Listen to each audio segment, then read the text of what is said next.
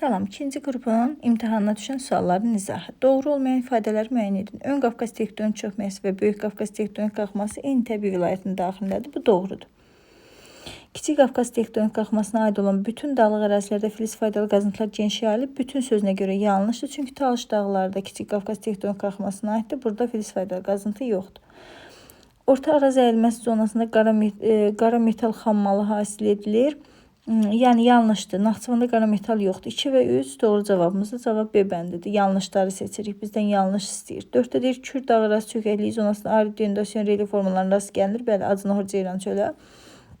Böyük Qafqaz tektonik qalxma zonasında sürüşmə prosesləri aktiv şəkildə özünü göstərir. Bəli, doğrudur. Böyük Qafqazda da təxminən İsmaillər ərazilərində sürüşmələri geniş rast gəlinir. İkinci suala baxaq.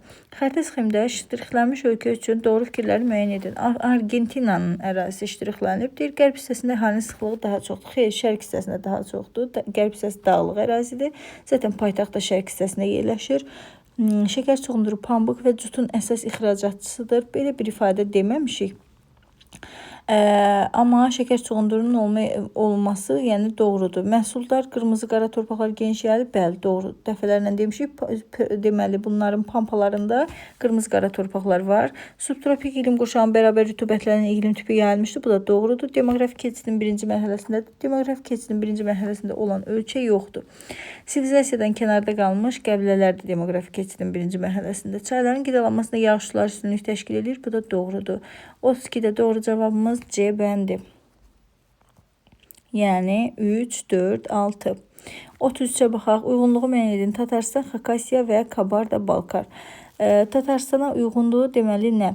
Sənaye tullantıları Volqa çayını çirkləndirir. Çünki Tatarstanda neft ehtiyatı var. Ona görə Volqa çayını çirkləndirir. Ərazisinə yenidən fəallaşmış dağlar yerləşir. Bu aid olur Xakasiyaya. Sayan dağları. Kabarda-Balkara isə aiddir. Şimali Qafqaz regionunda yerləşir. Və bir də dağ turizminin inkişafı üçün əlverişli təbii şəraitə malikdir. Seysmik cəhətdən sabit ərazidə yerləşir. Bu isə aiddir nəyə? Tatarstana. Deməli, 33-cü sualda cavabımız oldu B bəndi. 34-də baxaq. Uyğunluğu müəyyən edin. Orta Araz vilayəti, Kürd çökəkliyi vilayəti, Lənkəran vilayəti. Orta Araz vilayətinə aiddir. Deməli, Nival landşaft yaranır. Doğrudur. B. Nival landşaft yaranır. Bir də Orta Araza aid eləyərik. Buradan həm filiz, həm də qeyri-filiz ehtiyatlara malikdir. Yəni, Naxçıvanda həm filiz var, həm qeyri-filiz. Kürd çökəkliyi vilayətinə isə aiddir. Çaymələ gəlmə imkanı məhdud olsa da illi yaxın böyükdür. A. Bir də ərazisində həm meşə, həm də çöl landşaftının mühafizə edildiyi qoruqlar vardır. Bir də Y. Düzən meşələr vardır. Tuqay meşələri Qarayazı düzündə, bəli. Həm də çöl landşaftının mühafizə edildiyi qoruqlar var. Bu da doğrudur. Deməli, cavabımız oldu. Lənkərana isə aiddir. Lənkərana burada nə aiddir? Baxaq görək. Ərazisinin böyük hissəsi mülayim isti iqlim tipində yerləşir. Lənkərana da C aiddir. Deməli, 1-ə B, D, 2-yə A, Y, 3-ə C cavab oldu. 34-də Y bəndi. 35-ci suala baxaq. Savannalar, seyrək meşələr və cod yarpaqlı meşələr. Bunlar üçün ortaq cəhət nə olacaq? Birə gedəcək Afrikada yayılmışdır. Bəli, hər ikisi var. Çünki Afrikada çöl yoxdur. İndi 2-yə baxaq. Savannalar, seyrək meşə və meşə çöl və çöllər. Buna isə aiddir. Parana çayı hövzəsində yayılmışdır. Bəli. Deməli, hamısına aiddir. Nə? Tropik hava kütlələrinin təsirinə məruz qalır. Bir də kənd təsərrüfatının inkişafı üçün əlverişli aqroiqlim ehtiyatı var. Çünki tropik hava kütlələri deməli ekvatoriala da təsir eləyir. Tropik hava kütlələri subekvatoriala, tropik hava kütlələri subtropiklə subekvatoriala təsir edir. Yəni subekvatorialda qışda tropik hava kütləsi təsir eləyir. Subtropikdə isə yayda tropik hava kütləsi təsir eləyir. 3-ə isə aiddir, yəni həm meşə çöllə, həm cod yarpaqlıya da aiddir. Avropa qitəsində yayılmışdır. Bir də aid olacaq Cənub-Şərqi Asiya regionunda rast gəlinmir. Bəli, Cənub-Şərqi Asiya regionunda, Asiyanın ölkələrində rast gəlinmir meşə çöllə cod yarpaqlıya. İndi Avropa qitəsində yayılmışdır seçdik meşə çöllə cod yarpaqlının. Çünki Avropa qitəsində Avropa ümumiyyətlə subtropik iqlimdən başlayır. Savanna heç vaxt ola bilməz orada. Bəli, cavabımız 35-ci sualda cavab olur C variantı. Daimi qarxətti sxeminə əsasən doğru fikri müəyyən edin. Deməli, K dağının şimal hissəsi 5500-dən keçir, qarxətti. Cənub hissəsi daha aşağıdan keçir. Deməli, şimal hissəsi günəşə baxan tərəfdir. Qarxətti daha yuxarıdan keçir. Cənub hissəsi əksinə. Deməli, K dağı cənub yarımkürəsində yerləşir. El dağına baxaq. El dağının şimal istiqamətində qar daha aşağıdan keçir. Cənub istiqamətində isə daha nisbətən ondan yuxarıdan keçir. Deməli, El dağı da şimal yarımkürəsində yerləşir. İndi deyil, K dağının şimal yamacları cənuba nisbətən aqroiqlim ehtiyatları ilə daha zəif təmin olunmuşdur. Əksinə daha çox təmin olunub. K dağı şimal subtropik iqlim qurşağında yerləşir. Şimal subtropik iqlim qurşağında yerləşsə, şimal tərəfində qarxətti daha aşağıdan keçər. Axı şimal subtropikdə dağın cənub yamacı günəşə baxır. Şimal yamacı isə Arktika baxır. Ona görə bu da yanlış. El dağının yerləşdiyi paralel daha kiçik uzunluğa malikdir. Bax, bəli, doğrudur. Fikir verirsiniz, qarxətti 300 metrdən keçir. 300 metrdən keçirsə, El dağı qütbə yaxın bir ərazidədir. Qütbə yaxın bir ərazidədirsə, paralelin uzunluğu daha kiçik olacaq. Deməli, C doğrudur. El dağı cənub yarımkürəsində yerləşir, xeyr dedik şimaldır. K dağı cənub mülayim işıqlanma qurşağında cənub mülayim iqlim qurşağında yerləşir. Cənub mülayim iqlim qurşağında yerləşsə, qarxəttin 5500-dən keçməz. Deməli, 3500-dən keçər, 3000-dən keçər. Yəni, bu da yanlışdır. 36-cı sualda cavabımız oldu C bəndi. Davam edirik 37-ci suala. Horizontallara əsasən dağın dik yamacının və kəsmə yüksəkliyini müəyyən edin. Dağın dik yamacı fikir veririk cənub-qərb istiqamətindədir. Kəsmə yüksəkliyi tapmaq üçün 370-dən 340-ı çıxırıq, eləyir 30. 30-da bölürük, 370-dən 340 arasında 3 dənə boşluq var. 3-ə bölürük, bu da eləyir 10 metr. Cavab olur 37-ci sualda C bəndi. 38-ə baxaq. Cədvəldə verilmiş əlamətlərə görə ölkələrlə bağlı doğru fikirləri müəyyən edin. Fikir veririk. Üdümünün adam başına düşən gəliri A ölkəsində 5800-dür, B ölkəsində 45.000-dir. Yəni, normalda 40.000-dən yuxarısa inkişaf etmiş ölkədir deməkdir. Əmək ehtiyatlarında iqtisadi fəal əhalinin payı A ölkəsində 55, B ölkəsində 85-dir. Aşağı yaş qrupunun payı A ölkəsində 38%-dir, B ölkəsində 14%-dir. Bəli, uşaqların yaşı azdır. İqtisadiyyatın birinci sektorunda çalışanların payı A-da 65-dir, B-də 15-dir. Deməli, A inkişaf etməkdə olan ölkədir, B isə inkişaf etmiş ölkədir. Bunlara aid indi xüsusiyyətləri müəyyən eləməliyik. Deməli, A ölkəsi demoqrafik keçidin ikinci mərhələsindədir. Bəli, ola bilər. A ölkəsi demoqrafik keçidin ikinci mərhələsində ola bilər. B ölkəsi əhalinin təbii artımının azalması üçün demoqrafik siyasət aparır. Zaten uşaqların payı azdır. Niyə azaltmaq üçün siyasət aparsın? B ölkəsində təbii artımın birinci tipi xarakterikdir. Bu doğrudur. Doğru fikirləri seçməliyik. Bu doğrudur. İndi 4-ə baxaq. A ölkəsində suburbanizasiya prosesi daha intensivdir. Suburbanizasiya şəhər əhalisinin yəni şəhər ətrafı ərazilərə köçməsidir. Bu da inkişaf etmiş ölkələrdə olur. Ona görə bu yanlışdır. B ölkəsi xidmət sahələri ilə daha yaxşı təmin olunub. Bu da doğrudur. A ölkəsində kənd təsərrüfatı ancaq əmtəə xarakterlidir. Əmtəə yox, istehlak xarakterlidir. Əmtəə xarakterli olan intensiv təsərrüfatdır. Bu da inkişaf etmiş ölkələr üçün xarakterlikdir. Doğru cavabımız 1, 3, 5-dir. 39-cu suala baxaq. Xəritə sxemdə işarələnmiş iqtisadi rayonların oxşar və fərqli xüsusiyyətlərini müəyyən edin. Deməli, burada işarələnib Şəki-Zaqatala, Quba Xaçmaz və Naxçıvan. Bir də deyir, suvarma şəraitində əkinçilik inkişaf etmişdir. Üçü üçün də oxşar cəhətdir. Yay otlaqlarında heyvandarlıq inkişaf üçün mövcud imkanlar mövcuddur. Yəni, inkişaf üçün imkanlar mövcuddur. Bəli, üçündə də var. Dağlıq ərazi var. Yaylaqlar da üçündə də var. Ona görə hər ikisi oxşar oldu, fərqli olmadı. Neft, təbii qaz əsasən faydalı qazıntı ehtiyatlarıdır. Naxçıvanda neft yoxdur. Ərazində alt paleozoy yaşlı vulkanogen çökmə suxurları geniş yayılmışdır.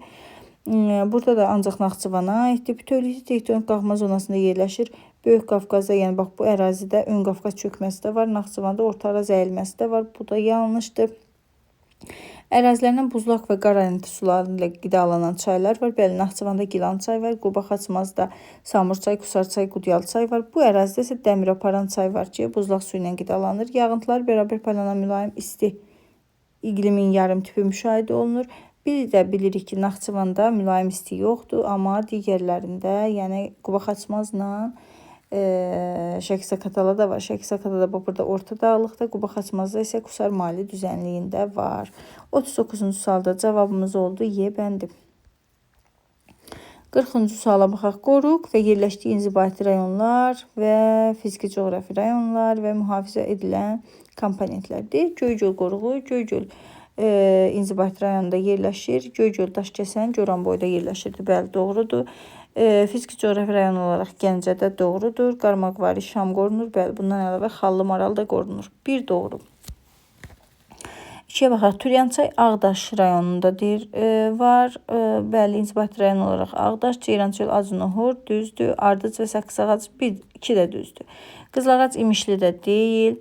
Şirvan Şamaxıda deyil. Şirvan Xəzər sahilindədir. Ceyranlar qorunur. Deməli, Cənub-Şərqi Şirvan düzündədir. Qaragöl Zəngilanda deyil. Bəsit çaydır Zəngilanda olan. Ağgöl Ağcabədidədir. Bəli, Kür ərazidə su quşları qorunur. Doğru cavabımız 1, 2 və 6-dır. Ölkənin əhalisinin sayı 12 milyon nəfər. Bir ildən sonra əhalinin sayı 12,1 milyon nəfərə çatıb. Görək nə qədər artıb. 12,1-dən 12-ni çıxdıq. Elədi 0,1 milyon. 0,1 milyon, yəni 100 min nəfər.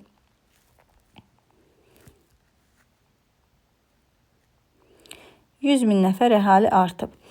İndi deyək ki, artımın 40 min nəfər mexaniki artımdır. 40 min nəfər mexaniki artımdırsa, təbii artım nə qədər olacaq? 60 min nəfər.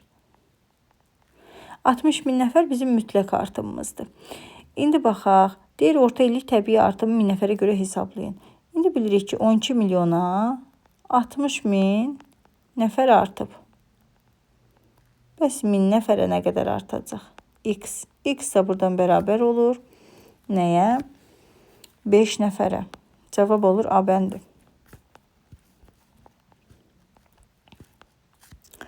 43-cü suala baxaq. Sxemə səzən təzyiq sahəsinə aid doğru fikirləri müəyyən edin. Fikir veririk, mərkəzdə alçaq təzyiqdir, kənarda yüksək təzyiqdir. Deməli, bu siklondur. Və şimal yarımkürəsində saat əqrəbinin əksi istiqamətindədir. Deməli, bu şimal yarımkürəsi üçün nəzərdə tutulmuş siklondur. İndi baxaq, mərkəzində alçaq təzyiq sahəsi mövcuddur, doğrudur. Bir doğrudur. Sonra cənub yarımkürəsi üçün xarakterikdir. Xeyr, dedik şimal yarımkürəsi üçün xarakterikdir. Mərkəzində yüksək təzyiqdir. Xeyr, aydın buludsuz hava şəraitidir. Xeyr, buludludur. Bəli, bir də tutqun buludlu hava şəraiti.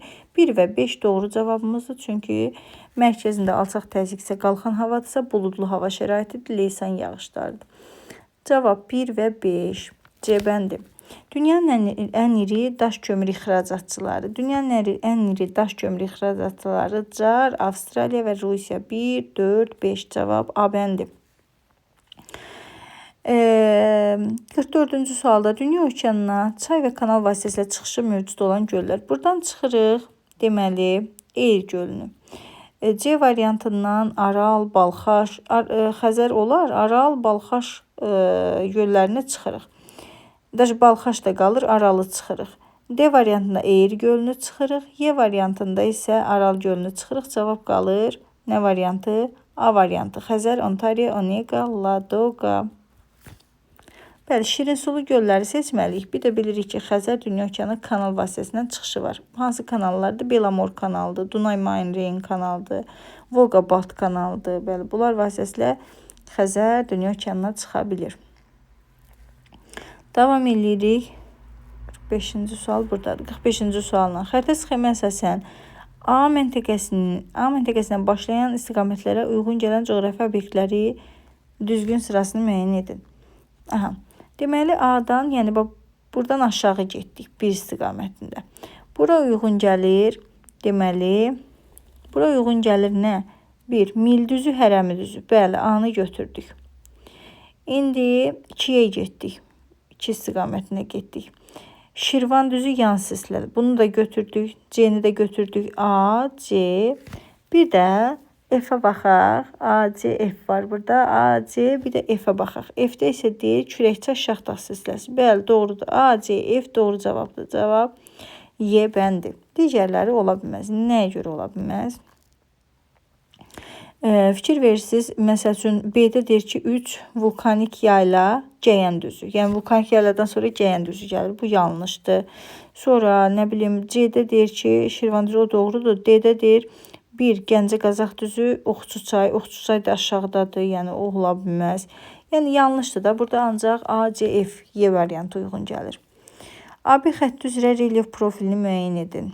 Bu tipli suallar da yəni sınaq testlərdə çox saldıq və qəbula düşdü bu. AB xətti üzrə relyef profilini müəyyən edin. Burada fikir veririk, kəsmə yüksəkliyini tapırıq. 150 ilə 140 verilib. Bu aralıqda 1, 2, 3, 4, deməli 1, 2, 3, 4, 4-dür. Onu 4 yerə böləndə, yəni 150-dən 140 çıxanda 10 eləyir. Onu 4 yerə böləndə eləyəcək neçə? 2 onda 5. Deməli kəsmə yüksəkliyimiz 2 onda 5-dir. 2 onda 5, 2 onda 5 qalxanda 1, 2, 3, 4, 160. 160-dan yuxarıdan başlayacağıq. A 160-dan yuxarıdandır. Yəni 160 ilə 162 onda 5 arasındadır. B isə bax düşür. Deməli bu cür gəlir də. 160-dan başlayır. Təzədən düşür aşağı. Aşağı düşür. Və sıfıra düşür. Təzədən qalxır. Hara? 130 və 132 onda 5. 130 ilə 132 onda 5 arasında. Yəni 130 ilə 140 arasında bir yerə gəlib düşür. Deməli bu hansına uyğundur? 160-dan yuxarıdan başladı. Bəli, cavab oldu.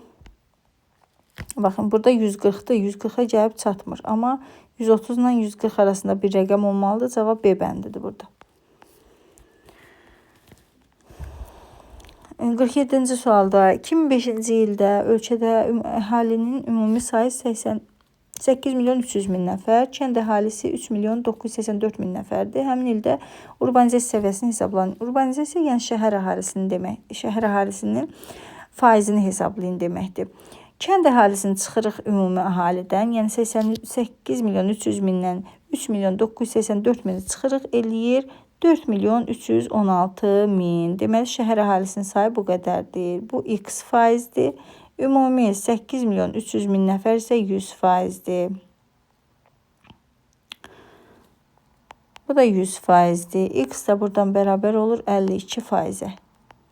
Yəni demək istəyir ki 4 milyon 316 min 8 milyon 300 minin neçə faizidir? 52%-dir. Cavab oldu D bəndi. İndi bura baxaq. Xətti sxemdə verilən rəqəmlərlə verilən ölkələrə aid xüsusiyyətləri müəyyən edin. Deməli burada ölkələri bilməliyik, hansı ölkələrdir? 1 Almaniyadır, 2 İspaniyadır, 3 Türkiyədir, 4 Braziliyadır, 5 Avstraliyadır, 6 Meksikadır. İndi deyir ki 1 3 5 deməli deyir ki 1 3 5 təsərrüfatda hasilat sənayesinin payı üstündür.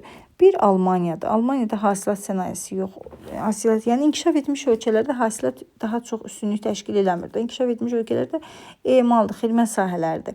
Yəni 1 yanlışdır. 2-yə baxaq. 3 4 6 yalançı urbanizasiya səciyyəvidir. 3 4 6 bəli, Türkiyə, Braziliya, Meksikada yalançı urbanizasiyadır. Düzdür. 2 4 6 əhalisi Hind-Avropa dil ailəsinin eyni dil qrupuna aiddir. Yəni belə deyək, İspaniya, 4 Braziliya və 6 Meksika. Bəli, bunlar Roman dil qrupuna, Hind-Avropanın Roman dil qrupuna aiddir. 2-3 doğrudur. Deməli 2 doğru, 3 doğru. Bir də 5-ə baxaq. 1-5-6 inzibati ərazi quruluşuna görə federativ ölkələrdir. Almaniya, Avstraliya, Meksika federativdir. Bu da doğrudur. Sonra 2-4-5 köçürmə kapitalist deyir. Yəni İspaniyaya, Braziliyaya köçürmə kapitalist deyir. Yanlışdır. 1-3-5 xarici iqtisadi əlaqələrində boru kəməri nəqliyyat. Avstraliya yəni bir yeganə ölkədir ki, bir materikdə yerləşir. Buradan da yəni dənizin ortasından, okeanın ortasından hansı boru kəməri aparıla bilər ki? Bu da yanlışdır. 2-3-5 doğru cavabımızdır. Doğru cavabımız 48-də A bəndi. 49-a baxaq. Gəncə, Qarabağ, Şamaxı fiziki coğrafi rayonlarında qışın sonu, yazın əvvəl taxıl əkinlərinin yayılmasının səbəbi, yəni yazlıq taxıl əkinləridir. Yazlıq taxıl əkinlərinin də yayılması səbəbi odur ki, qışın soyuq və şaxtalı keçməsidir. Cavab B bəndidir.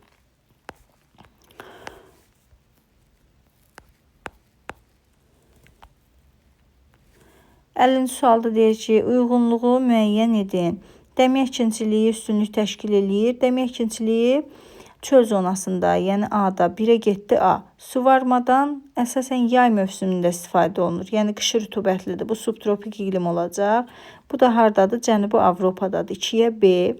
Təbii şəraiti əkinçilik üçün əlverişsizdir. Bu da Çukot yarımadası və Alyaska yarımadasıdır. 50-ci sualda cavabımız olur Y bəndi. 51-ə baxaq. Uyğunluğu müəyyən edin. Qışı quraq keçən mülayim isti, bütün fəsillərdə bol yağıntılı soyuq və yayı quraq keçən soyuq iqlim. Yay quraq keçən soyuq iqlim yəni Naxçıvan. Dərhal Naxçıvan. Yay quraq keçən soyuq iqlim gördüksə dərhal Naxçıvanı yazacağıq. Aha. İndi baxaq, bütün fəsillərdə bol yağıntılı soyuq. Bu da yalnız harda var? Yalnız Böyük Qafqazın cənub yamacında var. Bu da 2-yə getdi Y. 1-ə isə qışı quraq keçən mülayim isti. Buna isə Kiçik Qafqazın dağ ətəyi və alçaq dağlıq əraziləri. Buna da getdi D. 51-ci sualda cavabımız oldu D bəndi. Çayın mənbəyində havanın temperaturu 1.8. 1.8 dərəcə Selsidir. Mənsəbində isə 24.3 dərəcə Selsidir. Baxaq görək arada neçə metr fərq var. Arada 22.5 dərəcə Selsi fərq var. Bunu da metrə çevirsək, yazarıq 1000 metrə 6 dərəcə Selsi temperatur dəyişirsə, 22.5 dərəcə Selsi neçə metrə dəyişəcək? X buradan bərabər olur 3750 metrə. İndi suallara bir-bir cavab verək. 3750 metr çayın uzunluğu da 250 kilometrdir.